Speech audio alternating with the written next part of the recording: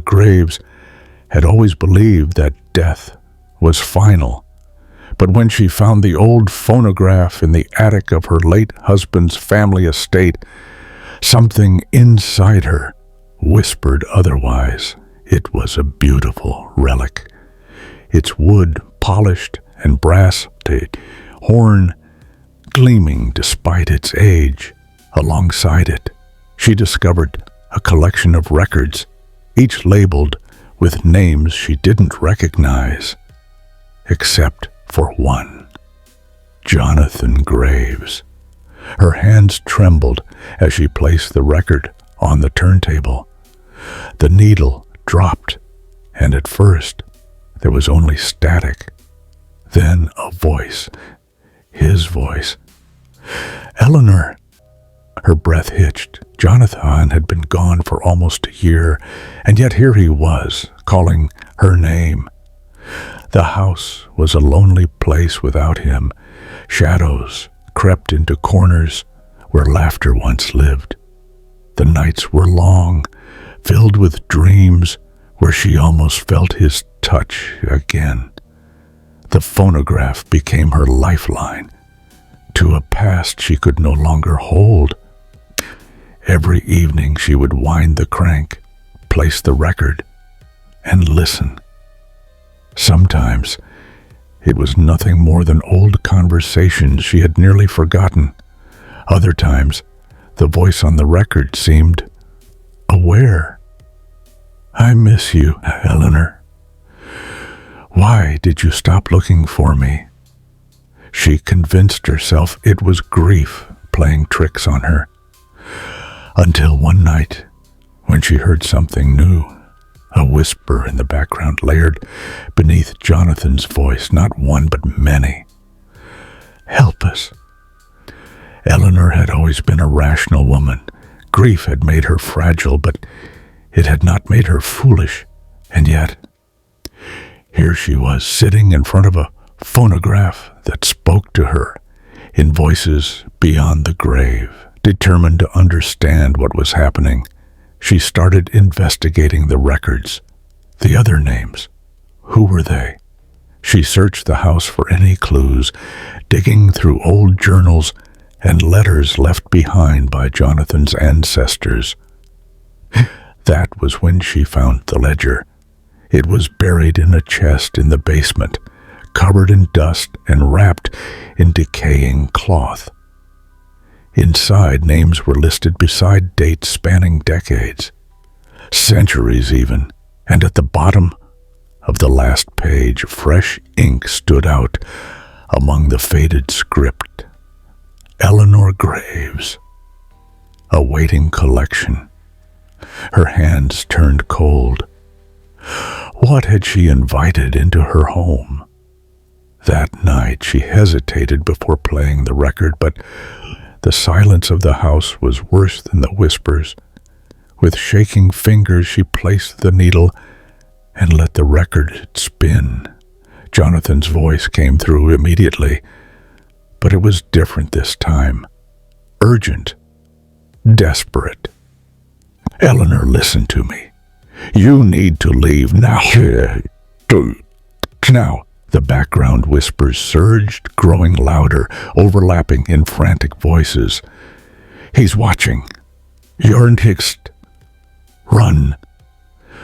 A chill ran down her spine. She turned sharply, her breath catching in her throat. From the corner of the room, where the light of the fireplace didn't reach, something shifted. A shadow, a figure, just barely out of sight, waiting. The record screeched as the needle lifted on its own. And then, "Eleanor, don't turn around." She wasn't alone anymore.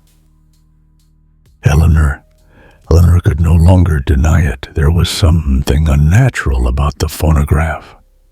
The voice of her late husband had given her comfort, but the whispers lurking beneath it spoke of something else. Something watching, something waiting. Determined to understand what she had uncovered, Eleanor began searching through the estate's archives. The house had been in Jonathan's family for generations. Surely there had to be some record of the phonograph's origin. In the dusty study, she found old journals belonging to Jonathan's grandfather, Edgar Graves. The handwriting was hurried, frantic in later pages. The voices grow stronger each night. More of them whisper. They are not content with being heard. They want more. Eleanor swallowed hard and flipped through the pages. At the bottom of one entry, underlined twice, was a single warning. Never play a record after midnight. Eleanor reached out to the teen historian, a woman named Margaret Fay, who had spent decades documenting Blackwood's strange occurrences. When Eleanor mentioned the phonograph, Margaret's expression turned grave. "That thing should have been destroyed years ago," Margaret murmured. "You need to stop using it, Eleanor." Eleanor pressed her for details, but Margaret hesitated before sighing. The Graves family wasn't just known for their wealth. They were known for their experiments. They believed sound could act as a bridge between worlds, but some doors aren't meant to be opened. That night, Eleanor resolved not to play the phonograph. But as the clock struck midnight, she woke to the sound of static. The machine was already spinning, the needle trembling over the grooves. Jonathan's voice broke through, but it was distorted, stretched. And then came the whispers, louder than ever, their words clear now. "He doesn't belong here. He is trapped. She must set him free." The flames in the fireplace flickered violently, casting monstrous shadows across the walls. Eleanor lunged forward to stop the record, but before she could reach it, the needle lifted on its own. And the voice that came next was not Jonathan's. "Eleanor, we see you." Shaken, Eleanor stayed up until dawn, piecing together what she had learned. The phonograph was not just a relic, it was a conduit, an open doorway. And Jonathan wasn't the only one who had passed through. She had to know more. What had the Graves family done? How had they trapped these voices? And if Jonathan was truly trapped between the living and the dead, could she bring him back? Or was she simply luring something else closer? The more she uncovered, the more she realized the whispers were right about one thing. She had already been seen, and now there was no turning back. Eleanor made a decision. One she wasn't sure she could undo. That night she placed a fresh record onto the phonograph. One without Jonathan's name on it. If the voices were real, if they had unfinished business, then she needed to hear them. The record spun. The room grew colder. The whispers did not wait this time. They came immediately. "You should not be here." The candlelight flickered. The shadows along the wall stretched longer, creeping toward her. "Jonathan is lost." A gust of cold air wrapped around Eleanor, almost like hands pressing into her skin. The phonograph needle wobbled, and a new voice, one she had never heard before, whispered through the horn. "But we can bring him back." Eleanor's breath hitched. "Tell me how."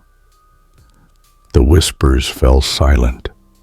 Then slowly the record spun backward on its own, and the voice that answered no longer sounded human. Eleanor sat frozen as the phonograph needle reversed, the record spinning backward against the flow of time. The voice that emerged from the horn was warped, inhuman, a guttural whisper a-twisting around her name. "You opened the door, Eleanor. Now you must walk through it." The candlelight dimmed, and a chill snaked through the room. The phonograph's horn trembled, as if something inside was pushing against the surface, trying to break free. A shudder crawled down Eleanor's spine, but she swallowed her fear. If Jonathan was lost, she had to bring him back. "What do you want from me?" she whispered. The voice did not respond. Instead, a new sound emerged, a familiar one. Jonathan's voice. "Eleanor, please." Her stomach twisted. He sounded weak, distant, like he was being pulled away from her. She grabbed the phonograph, leaning in closer. "Jonathan, where are you?" The voice faltered, distorted by the scratching of the needle. Then the whispers surged again. "You must come to us." Eleanor spent the next day gathering everything she could find about the phonograph's origins. She pored over Edgar Graves's journals, searching for any mention of reversing its effects. But instead, she found something worse. The phonograph was not simply a conduit. It was a prison. The spirits drawn to it were bound, unable to move on, forced to replay their last moments over and over. Jonathan wasn't just trapped, he was fading. The more she played his record, the weaker his voice became. The whispers, however, ever grew stronger. She had been deceived. Determined to undo what had been done, Eleanor returned to Margaret Fay, the town historian. When she explained what had happened, Margaret's face drained of color. "You don't understand," Margaret said, gripping Eleanor's wrist. "The phonograph doesn't just hold the dead, it trades." Eleanor's breath hitched. "Trades." Margaret's lips pressed into a thin line. To free one soul, another must take its place. A cold realization settled in Eleanor's bones. That was why the voices had grown stronger, why they had guided her this far. They weren't offering to help Jonathan. They were demanding her. The clock chimed midnight. Eleanor's heart pounded. She turned sharply toward the sound, but the room had shifted. The shadows stretched unnaturally. The phonograph sat at the center of it all, waiting. The whispers returned clearer than before. "Come, Eleanor, walk through the door." Her choice had been made for her. Now she had to decide if she would fight or surrender.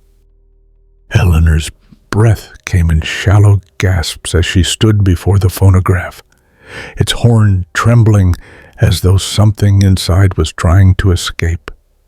The whispers filled the room, overlapping, suffocating. "Come, Eleanor, walk through the door." She took a step back, but the room stretched unnaturally around her. The doorway to the hall seemed impossibly far, and the shadows along the walls moved like liquid, writhing toward her. They weren't letting her leave. Her fingers trembled as she clutched Jonathan's record. Could she still save him? Or had she walked too far into this nightmare to turn back? "Jonathan," she whispered, pressing her palm against the spinning vinyl, "tell me what to do." Silence. Then, "You must break it." The whisper was faint, but it was him. Eleanor's grip tightened around the record. She knew what he meant. The phonograph was not a bridge. It was a trap. The spirits within it weren't looking for salvation. They were feeding, trading, one soul for another, keeping themselves bound to the world, just enough to whisper, just enough to lure. Jonathan had never been meant to return. She had been the next offering all along. A new voice slithered through the horn, deeper, guttural. "You don't want to do that, Eleanor." She turned sharply. The shadows along the walls twisted, peeling away from the darkness. A shape began to emerge, tall, shifting, faceless. It had been waiting. Eleanor's body froze in place, her mind screaming at her to move, to run. But the thing in the shadows only stepped closer, its voice wrapping around her like silk. "He's already gone, but you could stay." The phonograph let out a slow, rasping breath, the brass horn warping as though something was trying to crawl through it. The whispering voices swelled, their words colliding into one overwhelming chorus. "Trade places. We will let you see him. Just step forward." Tears burned in Eleanor's eyes. She gritted her teeth. She had been drowning in grief for so long, longing for Jonathan's voice, for a sign that he wasn't truly lost. Now, they were offering her exactly what she had been begging for, but it was a lie, a trick, and she would not be taken so easily. The whispers surged in unison, urging her to surrender. "Join us. Trade. Let go." Eleanor clenched her jaw, forcing her body into action.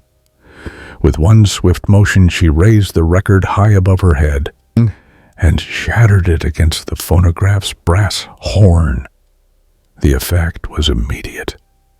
A deafening shriek erupted from the machine as the shadows recoiled violently, thrashing against the walls. The phonograph buckled, its wood splitting apart, the horn warping as an unnatural wind tore through the room. The voices screeched, desperate and enraged. But Eleanor didn't stop. She grabbed the phonograph's body and hurled it into the fireplace. The fire roared to life, engulfing the cursed object in searing flames. The whispers turned to agonized howls as the shadows were ripped from the walls, twisting and curling into the fire's hungry glow. The faceless figure in the darkness let out a final deafening wail before dissolving into the inferno. Then silence. The house settled. The air, once suffocating, was now still. The room was empty, save for the crackling embers. Eleanor stood in the center of it all, heart pounding, hands shaking. Jonathan's voice was gone. The phonograph was gone. A sudden gust of warm air swept through the room as though something unseen had finally exhaled after centuries of holding its breath. Eleanor closed her eyes, willing herself to believe that it was over. She sank to her knees, staring into the fire, unsure if she had truly saved him, or if he had been lost long before she ever heard his voice. The clock chimed once, then twice. The spell was broken. The house, the whispers, the creeping shadows, they were gone. It was morning, and she was free. But as she stood, a whisper brushed against her ear, so faint she could almost convince herself it had been her imagination. "Goodbye, Eleanor." Jonathan's voice. Tears welled in her eyes as she turned toward the doorway, half expecting to see him standing there. But the hall was empty. She let out a shaky breath and, for the first time in a long time, walked away, leaving the past behind her. This time, she wouldn't look back.